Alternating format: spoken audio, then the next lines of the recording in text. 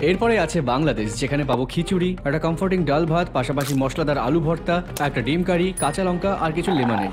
আমরা এটা ট্র্যাডিশনালি 3টে আঙুল ব্যবহার করে খাবো, যেখানে ছোট ছোট অংশে ভাগ করবো আর সোজা মুখে নেব। আমি খুব ভালোভাবে জানি যে তুমি কোনটা বেশি ভালোবাসবে। রিয়েলি? হ্যাঁ, এটা অসাধারণ। ভর্তাদার আলু মাখাটাকে বলা হয় আলু ভর্তা।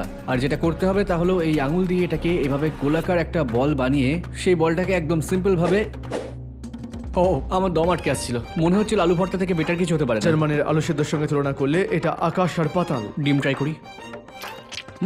যা ভেবেছিলাম তা নয়, কিন্তু ডিলিশিয়াস। যাই বলো, ডিমটা খেতে কিন্তু দারুণ। বাংলাদেশকে রেটিং দেওয়ার আগে আমার মনে হয় আমাদের একজনকে একটা কাঁচা লঙ্কা। তাহলে কি চিলির জন্য স্টোন পেপার সিজার তুমি খেলবে? মনে কাগজ কাঁচি চলো।